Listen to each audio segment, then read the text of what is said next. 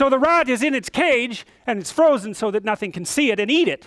And so it starts to sniff because it uses smell to see what's going on. And so if you take rats that have never been exposed to a cat and you like blow cat odor over them, they do not like that at all. They do not like cat odor. So it's built right into, it's an archetype.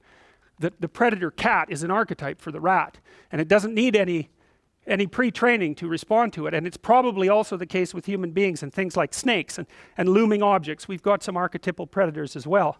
But all right, so the rat sniffs, and then if nothing happens, it thinks, okay, a rat can sniff here without dying. And so then it starts to relax a little bit, and maybe it starts to move around a bit, and then it thinks, okay, a sniffing rat that's moving a little bit can live here without dying. And then nothing else happens, and so it relaxes a bit more, and then it starts to sniff its way around, and it'll sniff all around the cage and check out all the corners and make sure that there isn't anything there that can eat it, because the rat actually cares about that. And then when it's completely explored the cage and decided that it's safe, then it turns into a normal, calm rat. But that's post-exploration. So you have to say, well, a rat that has thoroughly explored its territory is a calm rat. That's a whole different way of looking about fear. Then you turn the light on and shock it, and the rat thinks, ugh, wrong. It's not safe here, and that light indicates that it's not safe. So basically what you've done is remind the rat that life is dangerous. You have not taught it fear. It's not the same thing. The rat knows everything about fear.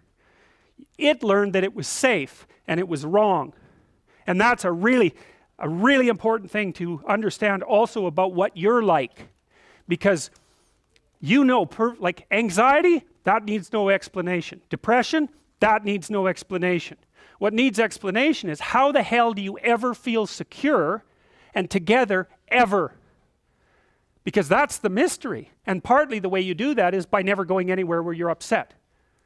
You stay in your territory. And so like this is your territory, and everyone knows how to act here, right? So you look around and everyone's sitting and doing exactly the same thing, so you can ignore them. You can pretend that they're not dangerous. And most of the time, that will be correct. And some of the time, it won't be. And so you maintain your emotional stability by staying where you belong.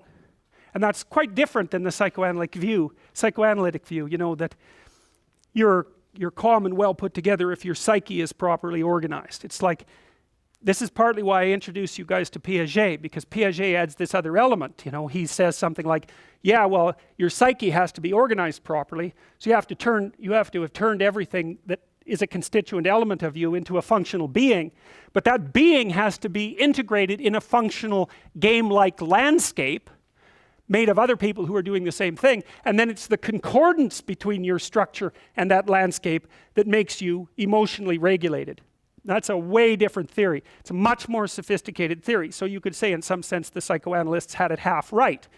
You know, and also you can be individually pathological in a way that doesn't let you fit into society. But you have to understand the concordance between the social organization and the individual organization to get the picture right. Well, so what do the existentialists say? Well, it's something like, in the depths of your existential terror, the wisdom to cope with that terror will be found. So that's the fundamental idea. And then there's a more profound idea in that, which I would also say is implicit in psychotherapy. The more behavioral the psychotherapy, the more implicit it is. But the idea is that despite the fact that you are mismatched, that you're outmatched by, let's call it existential complexity, there's something in you that's far more complex than you know. And if you challenge it, it will respond by growing and developing, and that will not protect you against the existential anxiety. It's not like a shield or a guard that you're hiding behind. It's not a defense. What happens instead is that you actually learn how to deal with it, you know. So you think about it this way.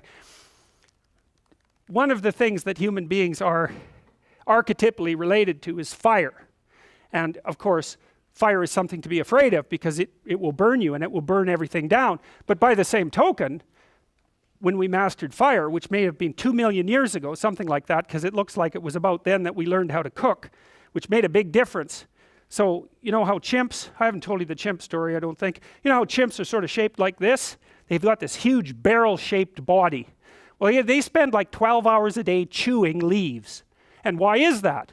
Because you go out in the forest and eat leaves and see how much you have to chew so you don't starve to death. It's like leaves aren't edible. They hardly have any nourishment at all. And so if you're a chimp, all you do is sit around and chew leaves. And then you need to have an intestinal tract that could wrap 2 or 3 times around this room so that you can digest the damn things, right? So that's chimp life. Well, human beings, we decided to trade intestinal length for brain. And the way we did that was by learning how to cook. And we mastered fire. And so you might say, well, is fire dangerous? And the answer to that is, well, it depends on how you react to it. It's exactly that, right? You say, well, fire is intrinsically dangerous. It's like, no, fire is multivalent. It has all sorts of possibilities. And some of them are extraordinarily destructive.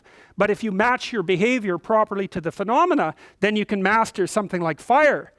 Well, so the idea is that there's a potential inside you. Whatever inside means, there's a potential that's part of you. Some of it's genetic potential, and we know that because if we move you into a new environment, new genes will turn on inside of you and manufacture new parts of you. So if you stress yourself optimally, if you push yourself out into the world, you can incorporate information from that journey, the exploration. That's a Piagetian idea, right? You go out and you learn something new and you adjust your behavior to it and you adjust your concepts to it and then you can master it. But what Piaget didn't realize was that it also transforms your biological structure at a microscopic level merely as a consequence of being put in the new situation. So the idea is that there's more to you than you know, and the way you call it out is by challenging yourself voluntarily in as many directions as you can manage. And that's a real thing. It isn't the construction of defenses. It's not something artificial like defense against death anxiety. It's actually how you learn to cope in the world. And the existentialists, I would say, despite their exceptional pessimism, were in some sense unbelievably optimistic, because what they would say, it's the opposite of a straw man argument. They would say, well, how weak are human beings? Ultimately weak. We're up against an opponent, so to speak, a social opponent, say, which would be the crushing weight of society, and a natural opponent that is nature, which overwhelms you. We're up against the ultimate opponent. And so in that sense, we're extraordinarily weak, but it turns out that if we face that opponent or that series of opponents, then all sorts of possibilities manifest themselves inside of us, and it isn't clear what the upper limits are to that.